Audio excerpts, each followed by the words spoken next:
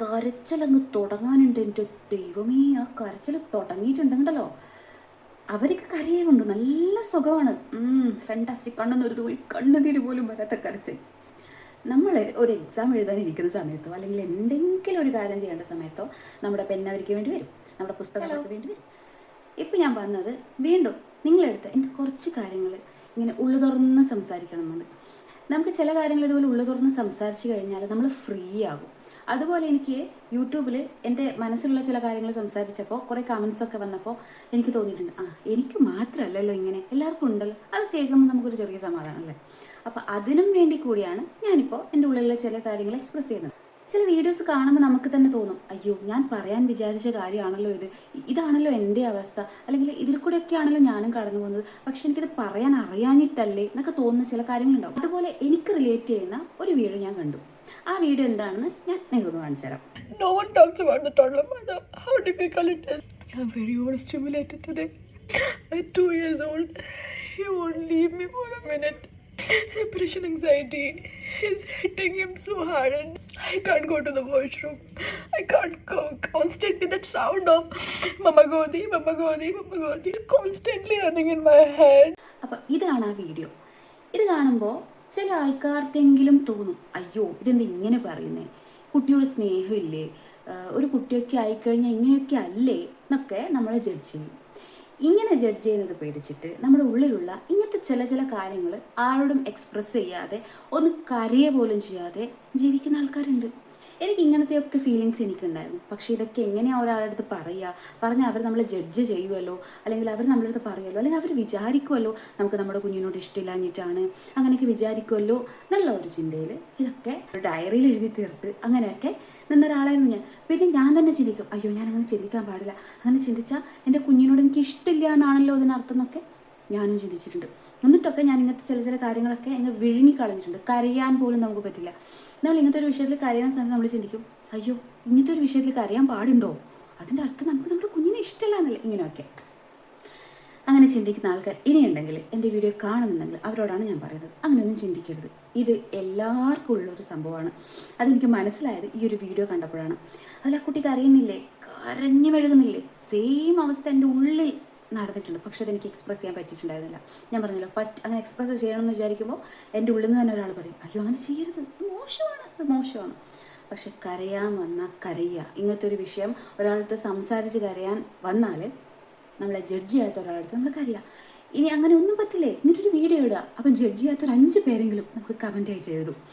അപ്പോൾ ഞാൻ പറയാൻ വന്ന വിഷയം ഇതാണെന്ന് നിങ്ങൾക്ക് മനസ്സിലായല്ലോ. ഇനി ഞാൻ എൻ്റെ കുറച്ച് പേഴ്സണലായിട്ടുള്ള എക്സ്പീരിയൻസ് നിങ്ങൾക്ക് പറയാം. ഞാനും ഒരു സെയിം കൈൻഡ് ഓഫ് മോമാണ്. എന്ന് വെച്ചാൽ കുട്ടിയായിട്ട് കുഞ്ഞു ഭാവിയായിരിക്കുമ്പോൾ ഞാൻ വിചാരിച്ചു, ഇതൊന്ന് പെട്ടെന്ന് വലുതായി ഒന്ന് ഇഴഞ്ഞു നടക്കാൻ തുടങ്ങിയിരുന്നെങ്കിൽ. നമ്മുടെ ഒരു സിനിമയിലുണ്ടല്ലോ അങ്ങനത്തെ ഒരു ഡയലോഗ്, ഇഴഞ്ഞു നടക്കുമ്പോൾ വിചാരിക്കും ഇതൊന്ന് ഇറങ്ങി നടക്കാനായെങ്കിൽ അത് വിചാരിക്കും, ഇറങ്ങി നടക്കുമ്പോൾ വിചാരിക്കും ഇതൊന്ന് ഇറങ്ങി ഓടാനായിരുന്നെങ്കിൽ. ഇറങ്ങി ഓടാനാകുമ്പോൾ നമുക്ക് മനസ്സിലാകും ഇതാണ് അടിപൊളി ലൈഫ് എന്ന് വെച്ചാൽ നമുക്കൊന്നും ചെയ്യാൻ പറ്റില്ല. ഒരു 2 വയസ്സുള്ള ഒരു കുട്ടിയുടെ അമ്മ എന്നുള്ള നിലയിൽ ഞാൻ പറയുകയാണ്, മീ ടൈം എന്ന് പറഞ്ഞൊരു കാര്യം കിട്ടുന്നെങ്കിൽ അത് അവരുറങ്ങുമ്പോൾ മാത്രമായി. അവരുറങ്ങുമ്പോൾ മീ ടൈം എടുക്കാമെന്ന് വിചാരിച്ചാൽ അടിച്ചു വരാനുണ്ടാവും, തുടക്കാനുണ്ടാവും, ഇങ്ങനത്തെ പണികളൊക്കെ ഉണ്ടാവും. ഇതിൻ്റെ അടുത്ത് ഞാനൊരു കാര്യം പറയട്ടെ, ഇത് ചിലപ്പം എല്ലാവർക്കും എക്സ്പീരിയൻസ് ചെയ്യാൻ പറ്റണം എന്നില്ല.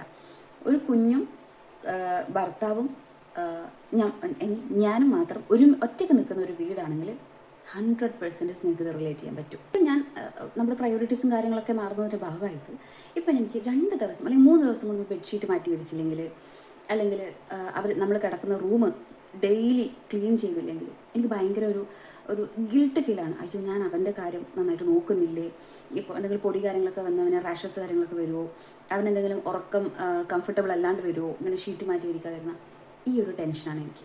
അതിനി അങ്ങനെ ചെയ്യേണ്ട ആവശ്യമില്ല, അതിൻ്റെ ആവശ്യമില്ല. കുട്ടി അങ്ങനെയൊന്നും വിചാരിക്കില്ല, കുട്ടി അങ്ങനെ വരില്ല എന്ന് പറഞ്ഞാലും ഞാനത് ചെയ്തു പോവും. എനിക്ക് ശരീരം എത്ര വയ്യെങ്കിലും ഞാനത് ചെയ്തു പോവും. നമ്മൾ ആ മീ ടൈം എടുക്കുന്ന സമയമില്ലേ, ആ സമയത്താണ് നമുക്ക് ഇങ്ങനത്തെ കാര്യങ്ങളൊക്കെ ചെയ്യാൻ ഉണ്ടാവുക.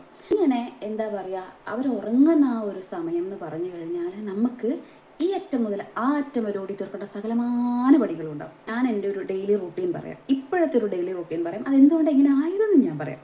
ഇപ്പോഴത്തെ എൻ്റെ ഒരു ഡെയിലി റൂട്ടീൻ, ഞാൻ ഏർലി മോർണിംഗ് എഴുന്നേക്കും. ഏർലി മോർണിംഗ് എഴുന്നേക്കുന്ന പറഞ്ഞാൽ എന്നെ സംബന്ധിച്ചിടത്തോളം ഏർലി മോർണിംഗ് ആണ് 6 o'clock. എഴുന്നേറ്റ് കഴിഞ്ഞിട്ട് ബ്രേക്ക്ഫാസ്റ്റ് ഒക്കെ റെഡിയാക്കി കഴിഞ്ഞിട്ട് എൻ്റെ കാര്യങ്ങളൊക്കെ ചെയ്യും. അത് കഴിഞ്ഞിട്ട് അപ്പം തന്നെ അതൊരു 7 മണിയായോ 8 മണിയായോ 9 മണിയായോ ആ സമയത്ത് തന്നെ ഞാൻ ഉച്ചയ്ക്കുള്ള ഫുഡ് ഉണ്ടാക്കി വെക്കും. അതിങ്ങനെ തണുത്ത് എന്താ പറയുക അളിഞ്ഞ് ചോറ് കഴിക്കാമെന്നൊക്കെ ഞാൻ ചിന്തിച്ചിട്ടുണ്ടായിരുന്നു. പക്ഷെ അതൊക്കെ ഓക്കെയാണ്. കാരണം ആ സമയത്ത് ഞാൻ ഒക്കെ റെഡിയാക്കി എൻ്റെ കുഞ്ഞ് ഏകദേശം ഒരു 9 മണി ടൈം എഴുന്നേൽക്കുന്ന സമയത്തിലേക്ക് ഞാൻ എൻ്റെ അടുക്കള ക്ലോസ് ചെയ്തിട്ടുണ്ടാവും. പിന്നെ ഭക്ഷണം കഴിക്കാൻ മാത്രമേ ഞാൻ അങ്ങോട്ട് കയറുള്ളൂ. തണുത്ത ഭക്ഷണം കഴിക്കുന്നതൊക്കെ എനിക്ക് ബുദ്ധിമുട്ടായിട്ടുള്ള ഒരാളായിരുന്നു ഞാൻ. പക്ഷെ അതൊക്കെ മാറി. ഇങ്ങനെയാണ് എൻ്റെ ഒരു രാവിലത്തെ റൂട്ടീൻ. ഒരു 10 മണിയാകുമ്പോഴത്തേക്കും അടുക്കള പൂട്ടും. പിന്നെ അടുക്കളയിലോട്ട് കയറാറില്ല. അപ്പോൾ ഇങ്ങനെ ആയതിൻ്റെ കാരണം വേറൊന്നുമല്ല, എനിക്ക് തന്നെ മനസ്സിലായി ഇവൻ ഉറങ്ങി എഴുന്നേൽക്കുന്ന സമയം നമുക്ക് അവരുടെ കൂടെ സ്പെൻഡ് ചെയ്യാം എന്നല്ലാതെ നമുക്കൊന്ന് ബാത്റൂമിൽ പോയി 5 മിനിറ്റ് റീല് നോക്കി ഇരിക്കാമെന്നുള്ള ചിന്ത പോലും വേണ്ട. കാരണം രാവിലെ ഹസ്ബൻഡ് ജോലിക്ക് പോയി കഴിഞ്ഞാൽ ഞാൻ അവനോട് ഒറ്റ കാണും. ആ ഒരു സമയം എന്ന് പറഞ്ഞു കഴിഞ്ഞാൽ അവൻ്റെ കൂടെ സ്പെൻഡ് ചെയ്യാൻ വേണ്ടി മാത്രമുള്ള ടൈമാണ്. ഞാൻ മുന്നേ ഇങ്ങനെ ആയിരുന്നില്ല ആക്ച്വലി. ഞാൻ അവൻ ഉറങ്ങുന്നത് വരെ ഞാൻ കിടന്നുറങ്ങും. എന്നിട്ട് അവൻ്റെ കൂടെ എഴുന്നേക്കും. അപ്പോൾ എന്താവും, അവന് ബ്രേക്ക്ഫാസ്റ്റ് കൊടുക്കുന്നത്, ഞാൻ ബ്രേക്ക്ഫാസ്റ്റ് കഴിക്കുന്നത് ഒക്കെ ഡിലേ ആവും. അങ്ങനെ വരുന്ന സമയത്ത് എന്ത് ചെയ്യും, എനിക്കൊരു ഗിൽട്ട് ഫീൽ ആവും. അയ്യോ ഞാൻ അങ്ങനെ എഴുന്നേറ്റ് അവന് ലേറ്റായി കൊടുത്തു, ഞാൻ ലേറ്റായി കഴിച്ചു, നമ്മുടെ ഹെൽത്ത് കഥം. പിന്നെ നമ്മൾ തന്നെ ചിന്തിച്ച് തുടങ്ങും. പക്ഷേ ഇത് നല്ലൊരു ഹാബിറ്റാണ് കേട്ടോ. രാവിലെ എഴുന്നേൽക്കുക കാര്യങ്ങളൊക്കെ ചേർക്കാൻ നല്ലൊരു ഹാബിറ്റാണ്. പക്ഷേ നല്ല ഡിഫിക്കൽട്ടായിട്ടുള്ളൊരു ഹാബിറ്റാണ്. പിന്നെ നമ്മൾ ഡൽഹിയിലുണ്ടായിരുന്ന സമയത്ത് ഞാൻ ഈ പറഞ്ഞ ലേറ്റായിട്ട് എഴുന്നേക്കും, ലേറ്റായിട്ട് കാര്യങ്ങളൊക്കെ ചെയ്യും. അങ്ങനെയൊക്കെയായിരുന്നു. കാര്യങ്ങൾ ചെയ്യാന്ന് പറഞ്ഞാൽ എങ്ങനെയാണെന്നറിയോ, നമുക്കൊരു ജോലി ചെയ്യാൻ എത്ര സമയം വേണം? എനിക്കൊരു അടുക്കളയിലുള്ള കാര്യങ്ങളൊക്കെ ചെയ്യാൻ ഒരു 2 മണിക്കൂർ മതിയോ. ഞാൻ അത്യാവശ്യം സ്പീഡിൽ കാര്യം ചെയ്യും. 2 മണിക്കൂർ മതിയോ. പക്ഷേ എൻ്റെ കുഞ്ഞുമോൻ ഉറങ്ങി എഴുന്നേറ്റിട്ടുള്ള സമയത്താണ് ഞാനത് ചെയ്യുന്നതെങ്കിൽ എനിക്ക് മിനിമം ഒരു 5 മണിക്കൂറെങ്കിലും വേണ്ടി വരും. കാരണം എന്താണെന്നറിയോ, ഞാനൊരു പച്ചക്കറി അരിയും. അപ്പോൾ താഴ്ന്ന് അമ്മ എടുക്കമ്മ അവനെടുത്ത് ഒക്കത്ത് വെക്കും. അവനെടുത്തിട്ട് നമുക്ക് എന്തെങ്കിലും ചെയ്യാൻ പറ്റുമോ? പറ്റില്ല. അതവിടെ സ്റ്റോപ്പ് ചെയ്യും. എന്നിട്ട് അവൻ്റെ കൂടെ കുറച്ച് നേരം കളിക്കും, വീണ്ടും വരും, കുറച്ച് നേരം കളിക്കും, വീണ്ടും വരും. പിന്നെ ഒരു കരച്ചിലങ്ങ് തുടങ്ങാനുണ്ട്. എൻ്റെ ദൈവമേ, ആ കരച്ചിൽ തുടങ്ങിയിട്ടുണ്ടെങ്കിലോ അവർക്ക് കരയുമുണ്ട്, നല്ല സുഖമാണ്, ഫാന്റാസ്റ്റിക്. കണ്ണെന്നൊരു തുള്ളി കണ്ണുനീര് പോലും വരാത്ത കരച്ചിൽ. പക്ഷെ അത് കേട്ട് നിൽക്കുന്നത് നമുക്കുണ്ടല്ലോ. പണ്ട് ഞാൻ മാത്സ് ക്ലാസ്സിലിരിക്കുന്ന സമയത്ത് പോലും പോകാത്ത പുകയും പൊടിയും എൻ്റെ ചെവിന്നും തലേന്നും പറക്കുന്നത് എനിക്ക് ഫീൽ ആവും. അത്രമാത്രം ദേഷ്യം വരും. പക്ഷെ നമുക്കത് എക്സ്പ്രസ് ചെയ്യാൻ പറ്റില്ല. നമ്മുടെ കൈ ചുവരെ കൊണ്ട് കുത്തിയാൽ നമ്മുടെ കൈ വേദനിക്കുന്നല്ലാതെ ഒരു കാര്യമില്ല. നമ്മളിങ്ങനെ കൺട്രോൾ ചെയ്യും. ആ കൺട്രോൾ ചെയ്യുന്ന സമയത്ത് എന്താ, കടിച്ചമർത്തുന്ന സമയത്ത് എന്താണ്, നമുക്ക് കുഞ്ഞിനോടുള്ള ദേഷ്യം ഒന്നുമല്ല. ഇത് ഒന്നാമത്തെ കാര്യം പറയാം. ആ കടിച്ചമർത്തുന്ന സമയത്ത് നമുക്ക് സ്ട്രെസ്സ് കൂടും. സ്ട്രെസ്സ് കൂടിക്കഴിഞ്ഞാൽ നമുക്ക് വല്ലാത്തൊരവസ്ഥയാണത്. ഏറ്റവും വലിയ കോമഡി എന്താണെന്നറിയോ, നമ്മളെങ്ങനെയൊക്കെയോ ഒപ്പിച്ച് പണികളൊക്കെ തീർത്ത് ആ സ്ട്രെസ്സോടുകൂടി കിടന്നങ്ങ് ഉറങ്ങും ഉച്ച സമയത്ത്. അതായത് ഇവർ ഉറങ്ങുന്ന സമയത്ത് നമുക്ക് ഒരു മീ ടൈം എടുക്കാമെന്നുള്ള ആ ഒരു സമയത്ത് കിടന്ന് ഉറങ്ങിപ്പോവും. പിന്നെ എഴുന്നേൽക്കുമ്പോണ്ടല്ലോ, ദാറ്റ് വേസ്റ്റ് എക്സ്പീരിയൻസ്. എത്ര പേർക്ക് എക്സ്പീരിയൻസ് ചെയ്തിട്ടുണ്ടാവും എന്ന് എനിക്ക് അറിഞ്ഞൂടാ. അപ്പോൾ അങ്ങനെയാണ് കുട്ടി ഒരു 2 വയസ്സുള്ള കുട്ടിയുടെ അമ്മ എന്ന് പറഞ്ഞു കഴിഞ്ഞാൽ ഈ തല ഫുള്ളുണ്ടല്ലോ, ഒരു എന്താ പറയുക, ലോക യുദ്ധം കൊണ്ട് നടക്കുന്ന പോലത്തെ ഒരു ഫീലാണ്. ഞാൻ മുന്നിൽ കണ്ട കുട്ടി കരഞ്ഞിട്ടല്ലേ പറഞ്ഞത്. എനിക്ക് കരഞ്ഞിട്ട് പറയാൻ പോലുമുള്ള മെൻ്റൽ ഹെൽത്ത് അല്ല. ഞാനിങ്ങനെ സംസാരിച്ചു കൊണ്ടിരിക്കും, മണ്ണിനോടും ചെടിയോടും ചുവരോടും ഒക്കെ സംസാരിക്കും, സ്ട്രെസ് റിലീഫ് ആവാൻ. അങ്ങനെ റിലീസ് ചെയ്യും ഞാൻ. അപ്പോൾ ഞാൻ ഈ മുന്നത്തെ വീഡിയോ കണ്ടപ്പോൾ എനിക്ക് റിയാക്ട് ചെയ്തേ പറ്റുമെന്ന് തോന്നി. അത് ഇത്രയും വൈകിയത് എൻ്റെ മകൻ ഉറങ്ങിയിട്ടും എൻ്റെ മകൻ എന്താ പറയുക എന്നെ ഒന്ന് ഫ്രീ ആക്കിയിട്ടുമുള്ള ആ ഒരു ടൈമിന് വേണ്ടിയിട്ടാണ്. വേറൊരു കാര്യം എന്താണെന്ന് വെച്ച് കഴിഞ്ഞാൽ, ഈ സമയത്ത് അതായത് നമ്മൾ ഒരു നല്ല പ്രായത്തിൽ കല്യാണം കഴിഞ്ഞു. നല്ല പ്രായം എന്ന് പറഞ്ഞാൽ കുടുംബക്കാരുടെ കണ്ണിൽ നല്ല പ്രായം 24 ഇയേഴ്സ്.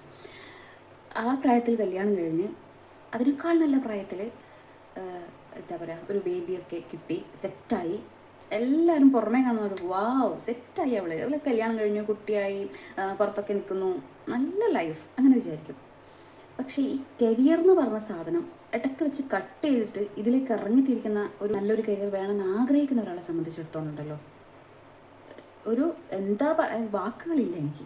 അങ്ങനത്തെ ഒരു അവസ്ഥയാണ്. നമ്മൾ എന്ത് ചെയ്യും, കുട്ടിയൊക്കെ വലുതായി 2 വയസ്സൊക്കെ അല്ലെങ്കിൽ നമുക്ക് എന്തെങ്കിലുമൊക്കെ പ്രിപ്പയർ ചെയ്തുകൊണ്ടിരിക്കാം എന്ന് വിചാരിച്ചിട്ട് പല ക്ലാസ്സുകളിലും ഓൺലൈൻ ക്ലാസ്സുകളിലും ജോയിൻ ചെയ്യും. അതുപോലെ പല കാര്യങ്ങൾ ചെയ്യണമെന്ന് ഇങ്ങനെ പ്ലാൻ ചെയ്യും. നമ്മൾ ഒരു എക്സാം എഴുതാനിരിക്കുന്ന സമയത്തോ അല്ലെങ്കിൽ എന്തെങ്കിലും ഒരു കാര്യം ചെയ്യേണ്ട സമയത്തോ നമ്മുടെ പെൻ അവർക്ക് വേണ്ടി വരും, നമ്മുടെ പുസ്തകം അവർക്ക് വേണ്ടി വരും. ഇങ്ങനത്തെ നമ്മൾ എഴുതുന്ന കാര്യങ്ങൾ മൊത്തം അവരെ നമ്മൾ പഠിപ്പിക്കേണ്ടി വരും. ഇങ്ങനത്തെ കാര്യങ്ങളൊക്കെ വരുമ്പോൾ ഈ പഠിക്കണം എന്നുള്ള മൂഡ് പോയിട്ട് ഇതൊന്ന് സെറ്റിൽ ചെയ്യാമെന്ന് വിചാരിക്കും. ഇതൊന്ന് സെറ്റിൽ ചെയ്ത് വരുമ്പോഴത്തേക്ക് നമ്മുടെ ക്ലാസ്സും കഴിയും, നമുക്ക് ആ പഠിക്കണം മൂടും പോവും. അതാണ് അവസ്ഥ.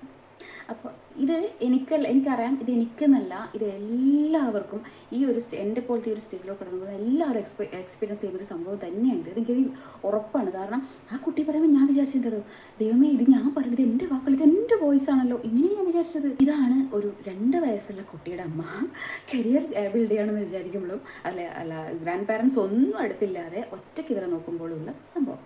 പിന്നെ നമ്മൾ പറയും ഒറ്റക്കുള്ള ജീവിതമാണ് അടിപൊളി, സെറ്റൊക്കെയാണല്ല ഞാൻ പറയുന്നില്ല. പക്ഷേ നമുക്ക് കംഫർട്ട് സോൺ കിട്ടുന്ന നമ്മുടെ കുട്ടിയുടെ ഗ്രാൻഡ് പാരൻസ് അടുത്തുണ്ടെങ്കിൽ, ഗ്രാൻഡ് പാരൻസ് ലൈക്ക് നമ്മുടെ സിബ്ലിങ്സ് അല്ലെങ്കിൽ നമ്മുടെ ഏതെങ്കിലും ഒരു ഫേവറേറ്റ് അല്ലെങ്കിൽ കസിൻ ഇവരുടെ അടുത്തുണ്ടെങ്കിലുണ്ടല്ലോ നമുക്ക് കിട്ടുന്ന ഒരു ആശ്വാസം, അത് ചൊറിയുന്ന സ്ഥലത്ത് മാന്തുമ്പം പോലും കിട്ടാത്ത അത്രയും വലിയ ആശ്വാസമാണെന്ന് ഞാൻ പറയും. അത് ആർക്കെങ്കിലും എതിർക്കാൻ പറ്റുമോ ഈ എൻ്റെ ഒരു സ്റ്റേജിൽ നിൽക്കുന്നത്? അതാണ് സംഭവം. എന്നൊക്കെ പറയുമ്പോൾ നിങ്ങൾ വിചാരിക്കും, അയ്യോ ഇങ്ങനത്തെ ആൾ എന്തിനാ ബേബിനെ ഉണ്ടാക്കാൻ പോയത്, അല്ലെങ്കിൽ ഇങ്ങനത്തെ ആൾ ഇതെല്ലാവർക്കും ഉള്ള ഈ ഒരു സാധനം പറയുന്ന ഒരു ചെറിയ പെർസെൻറ്റേജ് ആൾക്കാരെങ്കിലും ഉണ്ടാവും, ഡെഫിനറ്റ്ലി ഉണ്ടാവണം. അവരോട് എനിക്ക് പറയാനുള്ള ഒരു കാര്യം എന്താണെന്ന് വെച്ചാൽ, ഇത് പണ്ടത്തെ കാലമല്ല, ഇപ്പോഴത്തെ കാലം ഒരുപാട് മാറി. നമ്മുടെ ഈ മെൻ്റൽ ഹെൽത്ത് എന്ന് പറഞ്ഞാൽ പണ്ടുള്ള എൻ്റെ അമ്മയുടെ ഒരു മെൻ്റൽ ഹെൽത്ത് അല്ല എനിക്കുള്ളത്. എനിക്കതിനേക്കാൾ വേസ്റ്റായ മെൻ്റൽ ഹെൽത്താണ്. എൻ്റെ അമ്മ 30s എത്ര എനർജറ്റിക് ആയിട്ടാണ് ജീവിച്ചത്, അതിൻ്റെ 100ൽ 1% പോലും എനർജി ഇല്ല എൻ്റെ 30കളിൽ എനിക്ക്. അതാണ് ഡിഫറൻസ്. പിന്നെ കുട്ടിയോട് നിനക്ക് സ്നേഹമില്ല എന്ന് പറയും, ഒരിക്കലുമല്ല. എനിക്ക് എൻ്റെ കാര്യം പറയുകയാണെങ്കിൽ എനിക്ക് എൻ്റെ ലൈഫിൽ എൻ്റെ പ്രയോറിറ്റി എൻ്റെ ബേബിയാണ്. എൻ്റെ പ്രയോറിറ്റി ആണെങ്കിൽ ലോകത്ത് മറ്റെന്തിനേക്കാളും എനിക്കിഷ്ടം അവനാണ്. ഞാൻ എൻ്റെ കയ്യിൽ നിന്ന് വീണ ഒരു അടിയുടെ വേദന ഒരു ഇത്തിരി കൂടിയെന്ന് കണ്ടാൽ അവനേക്കാൾ മുന്നേ ഞാൻ കരയും. അതാണ് നമ്മുടെ അവസ്ഥ. നമുക്ക് ഇവരെ ഇട്ടിട്ട് മറ്റെവിടെയും പോകാൻ നമുക്ക് തോന്നില്ല. അത് വലിയൊരു വിഷയമാണ്. അത് എനിക്ക് മാത്രമാണോ എന്ന് എനിക്ക് അറിഞ്ഞുകൂടാ. എനിക്ക് ഇങ്ങനത്തെ ഒരു വിഷയമുണ്ട്, അത് വലിയൊരു ടോപ്പിക് തന്നെയാണ്. അതിനെക്കുറിച്ച് പറയാനാണെങ്കിൽ ഭയങ്കര എന്താ പറയുക, എനിക്ക് ആങ്സൈറ്റി പ്രോബ്ലമാണ്. ലൈക്ക് ഇവരിപ്പോൾ കരയുന്ന സമയത്ത് നമ്മുടെ ക്ഷമ സഹിക്കിട്ട് ചിലപ്പോൾ ഒരു അടി കൊടുത്തു എന്ന് വരും. ആ അടി കൊടുത്ത നെക്സ്റ്റ് മൊമെൻറ്റിൽ ഞാൻ ചിന്തിക്കുന്നത് എന്താ പറയുക, അയ്യോ എൻ്റെ കുഞ്ഞിനെന്തെങ്കിലും പറ്റുമോ, ഞാൻ അടിച്ചതിൻ്റെ പേരിൽ അവനെന്തെങ്കിലും ലൈക്ക് ലിറ്ററലി അവനെന്തെങ്കിലും സീരിയസ്ലി പറ്റുമോ, അങ്ങനത്തെ ഒരു പേടി നമ്മളുള്ളിൽ കൂടും. ആ പേടി ഏകദേശം ഉച്ചര സമയത്താണ് കൂടിയതെങ്കിൽ അടിപൊളിയായി. പിന്നെ നമുക്ക് രാത്രി കിടക്കുന്നത് വരെ ചിരിക്കാൻ പറ്റില്ല, കരയാൻ പറ്റില്ല, പിന്നെ ഗ്ലൂമി ചിന്ത, ലൈക്ക് ഒരു ഭ്രാന്ത് കിട്ടിയ അവസ്ഥ. That's it. അതാണ് സംഭവിക്കുന്നത്. ഭയങ്കര ആങ്സൈറ്റി പ്രോബ്ലം എന്ന് പറഞ്ഞാൽ എനിക്ക് എക്സ്ട്രീം ആങ്സൈറ്റി പ്രോബ്ലമാണ്. അതുകൊണ്ട് എനിക്ക് ഒന്നും ചെയ്യാൻ പറ്റുന്നില്ല. അതാണ് മെയിനായിട്ടുള്ള സംഗതി. ആങ്സൈറ്റി പ്രോബ്ലം എങ്ങനെയാണെന്ന് ഞാൻ നിങ്ങൾക്ക് എക്സ്പ്രസ് ചെയ്യേണ്ടതെന്ന് എനിക്ക് അറിഞ്ഞൂടാ. ഞാൻ ഇങ്ങനെ വെറുതെ നടക്കുന്ന സമയത്ത് എന്തെങ്കിലും ഒന്ന് ചിന്തിച്ചാൽ മതി, ഒന്നും വേണ്ട. മഞ്ഞുമൽ ബോയ്സ് എന്ന് പറഞ്ഞൊരു സിനിമ അല്ലെങ്കിൽ മാളൂട്ടി എന്ന് പറഞ്ഞൊരു സിനിമ ചിന്തിച്ചാൽ, അയ്യോ അതുപോലെ എൻ്റെ കുഞ്ഞിന് പറ്റുമോ, പറ്റിയ ഞാൻ എന്ത് ചെയ്യും, പറ്റിയാൽ സൂയിസൈഡ് ചെയ്യുന്നല്ലാണ്ട് എനിക്ക് വേറെ ഓപ്ഷനില്ല. ഞാൻ ജീവിക്കുന്നത് അവന് വേണ്ടിയിട്ടാണ്, അവനെന്തെങ്കിലും പറ്റിയ ഇതിനൊന്നും ചിന്തിക്കേണ്ട ആവശ്യമില്ല എന്ന് എനിക്കറിയാം. പക്ഷെ ഞാൻ ചില സമയങ്ങളിൽ അത് ചിന്തിച്ചു പോകും. അല്ലെങ്കിൽ കുട്ടികൾക്ക് എന്തെങ്കിലും പറ്റുന്ന വീഡിയോസ് കാണുക, അല്ലെങ്കിൽ കുട്ടി ആരെങ്കിലും തട്ടിക്കൊണ്ട് പോകുന്ന എപ്സ്റ്റൈൻ ഫയൽ കണ്ടതിന് ശേഷം എൻ്റെ പൊന്നോ ഞാൻ ഉറങ്ങിയിട്ടില്ല. ലിറ്ററലി ഞാൻ ഉറങ്ങിയിട്ടില്ല. ഞാൻ ഇങ്ങനെ ഇരുന്ന് ആലോചിക്കും, ഞാൻ എങ്ങനെ എൻ്റെ കുഞ്ഞിനെ പ്രൊട്ടക്റ്റ് ചെയ്യും. ഒരു സിനിമയുണ്ടല്ലോ റോന്ത്, കണ്ടിട്ടുണ്ടാവും. ഇല്ലാത്തവർ കണ്ടു നോക്ക്. ഞാൻ നിർബന്ധിക്കില്ല, കണ്ടവർ കണ്ടു നോക്ക്. അതിനകത്തൊരു സീനുണ്ട്, ലൈക്ക് മെൻ്റലി സ്റ്റേബിൾ അല്ലാത്ത ഒരാൾ ഒരു കുഞ്ഞിനെ വലിയൊരു വീപ്പ് കാത്തിട്ട് പൂട്ടി ലൈക്ക് ഇങ്ങനെ ഇട്ട് കുഞ്ഞിനെ ആരെങ്കിലും എടുത്തുകൊണ്ട് പോകുന്നുള്ള പേടിയിൽ ഭയങ്കര പാനിക്കാവുന്ന ഒരു സംഭവമുണ്ട്. ആ സീൻ കണ്ട് എത്ര പേര് കരഞ്ഞിട്ടുണ്ടാവും എനിക്കറിയില്ല. ഞാൻ കരഞ്ഞിട്ടുണ്ട്. ഞാൻ കരഞ്ഞത് എന്താണെന്ന് പറയുക, ഞാൻ കരഞ്ഞ ഉടനെ എൻ്റെ ഹസ്ബൻഡ് അടുത്ത് പറഞ്ഞെന്താ പറയുമോ, സെയിം പ്രാന്താണ് എനിക്ക്, ഇത് സെയിമാണ് എനിക്കുള്ളത്. പക്ഷേ ഞാൻ ഇത്ര അഗ്രസീവ് അല്ല, ഇങ്ങനെ ആയുധങ്ങളെടുത്ത് വീശുന്നില്ല എന്ന് മാത്രമേ ഉള്ളൂ. എൻ്റെ കുഞ്ഞിനൊരു വീപ്പൻ്റെ അകത്തിട്ട് മൂടി എനിക്കതിങ്ങനെ പിടിച്ച് കിടന്നാൽ അയ്യോ സമാധാനം എന്ന് എൻ്റെ ഉള്ളിൽ ചിന്തിക്കുന്ന ഒരാളാണ് ഞാൻ. പക്ഷെ അത് പോസിബിൾ അല്ല എന്നുള്ളതാണ് എനിക്ക് ഇത്രയും മൂർച്ഛിച്ച പ്രാന്തല്ല എന്ന് ഞാൻ പറയുന്നതെന്ന് ഞാൻ പറഞ്ഞിട്ടുണ്ട്. ഞാൻ കരഞ്ഞിട്ടുണ്ട് ഇത് കണ്ടിട്ട്. കാരണം ദൈവം ഇതാണല്ലോ എൻ്റെ പ്രാന്ത്. ഞാൻ കരഞ്ഞത് എന്താണെന്നറിയോ, അതിൽ ആ പ്രാന്തനെ അവർ പിടിച്ചുകൊണ്ട് പോകുന്ന സമയത്ത് ഈ ആൾ എൻ്റെ കുഞ്ഞെന്ന് പറഞ്ഞിട്ട് കരയുന്നുണ്ട്. സെയിമാണ് എനിക്ക്. അയ്യോ ഞാനതിപ്പോൾ പറയുമ്പോൾ പോലും കരയും. അത്രയും പ്രോബ്ലമാണ് എനിക്ക്. ഡെലിവറിക്ക് ശേഷം എൻ്റെ കുഞ്ഞിന് എന്തെങ്കിലും പറ്റുമോ എന്നുള്ള പേടി കൊണ്ട്, ആ പേടി കൊണ്ട് മാത്രം ജീവിക്കുന്ന ഒരാളാണ് ഞാൻ. അതുകൊണ്ട് എനിക്ക് എന്താ പ്രശ്നം, എന്താ ഗുണം, എനിക്ക് എവിടെയും പോകാൻ പറ്റില്ല. എൻ്റെ കുഞ്ഞിനെ ഒരു സ്ഥലത്താക്കി എനിക്ക് എവിടെയും പോകാൻ മനസ്സിലില്ല. എനിക്കിപ്പോൾ ഇതിനെ നഴ്സറി കൊണ്ടാക്കുന്നത് ആലോചിക്കുമ്പോഴേ എനിക്ക് ഉറക്കമൊക്കെ പോകും.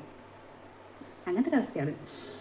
ഇങ്ങനത്തെ അവസ്ഥയുള്ള പാരൻസ് എന്നല്ല ന്യൂ മദേഴ്സും ഉണ്ടാകും. അപ്പോൾ എനിക്കറിയാം അതൊന്നും ആവശ്യമില്ല. ഞാൻ അവന് സ്കൂളിൽ വിടുകയും ചെയ്യും, അതൊക്കെ ഞാൻ സെറ്റാക്കുകയും ചെയ്യും. പക്ഷേ എന്നാൽ നമ്മൾ ഉള്ളിലുള്ള ഈ ഒരു ആങ്സൈറ്റി അതങ്ങനെ തന്നെ ഇരിക്കും. അതാണ് ഞാൻ പറഞ്ഞു വന്നത്. ഈ ന്യൂ മോംസിൻ്റെ, ഈ ജനറേഷനിലെ ന്യൂ മോംസിൻ്റെ കാര്യം ഭയങ്കര വിഷയമാണ്. അത് എക്സ്പീരിയൻസ് ചെയ്യുന്ന ഒരാളാണ് ഞാൻ. ഇത് എങ്ങനെ എന്നെ ബാധിക്കുന്നത് വെച്ചാൽ, എനിക്ക് എൻ്റെ കരിയർ ബിൽഡ് ചെയ്യാൻ വേണ്ടി പറ്റുന്നില്ല. ഇപ്പോൾ ഓൺലൈൻ ക്ലാസ്സിന് ഇരിക്കുക, പഠിക്കുക എന്നല്ലാതെ എനിക്കൊരു ജോലി കിട്ടിയ ദൈവമേ എൻ്റെ കുഞ്ഞിനാക്കി ഞാൻ അങ്ങനെ പോകുമെന്ന് ചിന്തിച്ചിട്ട് എനിക്ക് ഭയങ്കര പേടിയാണ്. ഞാൻ ചെയ്തുകൊണ്ടുണ്ടായിരുന്ന കുറച്ച് ജോലിയുണ്ട്, ലൈക്ക് ഓൺലൈൻ ടീച്ചിങ്, അതുപോലെ ഡ്രോയിങ് ക്ലാസ്സസ്, കാര്യങ്ങളൊക്കെ. ഒന്നും എനിക്ക് ചെയ്യാൻ മൈൻഡ് വരുന്നില്ല. എനിക്ക് ഇവനെ നോക്കിയിരുന്നാൽ മതി ഒരു ചിന്ത. എന്നെ വിളിച്ചിട്ട് പോലും എനിക്കത് ചെയ്യാൻ പറ്റുന്നില്ല. അതായത് എന്നെ റീജോയിൻ ചെയ്യുമെന്ന് പറഞ്ഞിട്ട് ഓൺലൈൻ ടീച്ചിങ്ങിൻ്റെ സംഭവം വിളിച്ചപ്പോൾ പോലും ഞാൻ എന്തൊക്കെയോ പറഞ്ഞത് ഒഴിവാക്കുകയാണ്. എനിക്ക് പറ്റില്ല അങ്ങനെ ഇങ്ങനെ എന്നൊക്കെ പറഞ്ഞു. കാരണം എന്താണ്, എൻ്റെ ആ കണ്ണ് തെറ്റുന്ന സമയത്ത് ഇവനെന്തെങ്കിലും പറ്റുമോ എന്നുള്ളൊരു പേടിയാണ്. അതുപോലെ ഇവൻ ഉറങ്ങാൻ വേണ്ടി ഞാൻ കാത്തു നിൽക്കും, ഈ ബാക്കി പരിപാടികളൊക്കെ ചെയ്യാൻ വേണ്ടിയിട്ട്. അപ്പോൾ എൻ്റെ മീ ടൈം എനിക്ക് അവിടെ പോകും. അങ്ങനെ എന്തൊക്കെയോ വിഷയങ്ങളാണ് ഈ പുതിയ മോംസിനെ സംബന്ധിച്ചിടത്തോളം അനുഭവിച്ചുകൊണ്ടിരിക്കുന്നത്. ഇത് പക്ഷേ എല്ലാവർക്കും മനസ്സിലാകണം എന്നൊന്നുമില്ല. പക്ഷെ മനസ്സിലാകുന്ന കുറച്ച് ആൾക്കാരും ഇതൊക്കെ എക്സ്പീരിയൻസ് ചെയ്യുന്ന കുറച്ച് ആൾക്കാരും ഉണ്ടാവും. ആ ആൾക്കാർ പ്ലീസ് കമൻറ്റ് ചെയ്യൂ, നിങ്ങളുടെ എക്സ്പീരിയൻസ് എന്താണ് പുതിയ അമ്മയായതിനു ശേഷം. അപ്പോൾ ഞാൻ പറഞ്ഞു വന്നത്, ഈ ആങ്സൈറ്റി ഒക്കെ ഒരു സൈഡിൽ നിന്നോട്ടെ. അത് നമുക്ക് ദ്രോഹമൊന്നും ചെയ്യാത്ത ഒരു ആങ്സൈറ്റി ആണെങ്കിൽ ഒരു സൈഡിൽ നിന്നോട്ടെ. പക്ഷെ അതിൻ്റെ ഇടയ്ക്ക് നമ്മുടെ കരിയർ ബിൽഡ് ചെയ്യാൻ നമ്മൾ ശ്രദ്ധിക്കണം. നമ്മളുടെ ഒരു ഏണിങ്സ് എന്ന് പറഞ്ഞാൽ നമ്മുടെ കുട്ടികൾക്കും കൂടിയുള്ള ഒരു സ്ട്രെങ്ത് ആണെന്ന് വിചാരിക്കണം. ഞാനൊക്കെ ഇപ്പം അങ്ങനെ ചിന്തിക്കുന്നുണ്ട്. എൻ്റെ ഒരു സെക്കൻഡ് തോട്ടിൽ അങ്ങനെയൊക്കെ പോകുന്നുണ്ട്. എന്നിട്ട് നമുക്ക് ഈ പറഞ്ഞ വിഷമങ്ങളും കാര്യങ്ങളൊക്കെ കടിച്ചമർത്തുന്നതിനോടൊപ്പം ഒരു ടൈം കിട്ടുകയാണെങ്കിൽ, നമുക്ക് ട്രസ്റ്റ് വർത്തി ആയിട്ടുള്ള ആളെ കിട്ടുകയാണെങ്കിൽ, നമ്മൾ ജഡ്ജ് ചെയ്ത ഒരാളെ കിട്ടുകയാണെങ്കിൽ അതങ്ങ് തുറന്നടിച്ച് എക്സ്പ്രസ് ചെയ്ത് അതങ്ങ് തീർക്കണം. അങ്ങനത്തെ ഒരു ഫ്രണ്ട്ഷിപ്പ് നിങ്ങൾ ബിൽഡ് ചെയ്യണം. ഓക്കെ, അപ്പോൾ ഇത്രയൊക്കെ കാര്യങ്ങളാണ് എനിക്ക് ഈ വീഡിയോനെ കുറിച്ച് റിയാക്ട് ചെയ്യണം, എൻ്റെ ഒരു എക്സ്പീരിയൻസ് ഷെയർ ചെയ്യണം എന്നുള്ളതിൽ എനിക്ക് തോന്നിയത്. അപ്പോൾ ഇതുപോലത്തെ എക്സ്പീരിയൻസ് ഒക്കെ ഉണ്ട്, നിങ്ങൾക്ക് നിങ്ങളുടെ കുട്ടികളെ ഭയങ്കര ഇഷ്ടമാണ്, എന്നാലും ആരോട് പറയാൻ പറ്റാത്ത അവസ്ഥയാണെന്നൊക്കെ പറയുന്നവരൊക്കെ ഉണ്ടെങ്കിൽ കമൻറ്റ് ചെയ്യണം. ഓക്കെ, എൻ്റെ വീഡിയോ ഇഷ്ടമാവുകയാണെങ്കിൽ നിങ്ങൾ ലൈക്ക് ചെയ്യുക, സബ്സ്ക്രൈബ് ചെയ്യുക, കമൻറ്റ് ചെയ്യുക. നിങ്ങളുടെ സബ്സ്ക്രിപ്ഷൻ ഇങ്ങനെ ഓരോ നോട്ടിഫിക്കേഷൻ വരുന്നത് കാണുമ്പോഴാണ് അയ്യോ ഞാനെങ്കിലും എൻ്റെ കാര്യങ്ങളൊക്കെ എനിക്ക് പറയാൻ ആൾക്കാരുണ്ടല്ലോ, എനിക്ക് അവരോട് പറയാമല്ലോ എന്നൊക്കെ തോന്നിയിട്ട് ഞാനിതൊക്കെ ഇടുന്നത്. അപ്പോൾ ഇനിയും അങ്ങനത്തെ ആൾക്കാരൊക്കെ ഇങ്ങനെ കൂടിക്കൂടി വരുമ്പോൾ നമുക്ക് നമ്മുടെ എക്സ്പീരിയൻസ് കൂടുതൽ പറയാൻ നമുക്ക് തോന്നും. ഓക്കെ, അപ്പോൾ എൻ്റെ പുതിയ ഗുജറാത്തിലെ വീടും അതിൻ്റെ പരിസരവും ഹോം ടൂറൊക്കെ വരണം എന്നൊക്കെ പറഞ്ഞിട്ട് എനിക്ക് പേഴ്സണൽ മെസ്സേജൊക്കെ അയക്കുന്നുണ്ട് എൻ്റെ ചില ഭയങ്കര ഇഷ്ടമുള്ള ഫ്രണ്ട്സ് സബ്സ്ക്രൈബേഴ്സൊക്കെ. ഓക്കെ, അവർക്കൊക്കെ വേണ്ടിയിട്ട് അതൊക്കെ ചെയ്യാം. എനിക്കുള്ള അലാറം മുഴങ്ങി കഴിഞ്ഞു ഗൈസ്. ബൈ.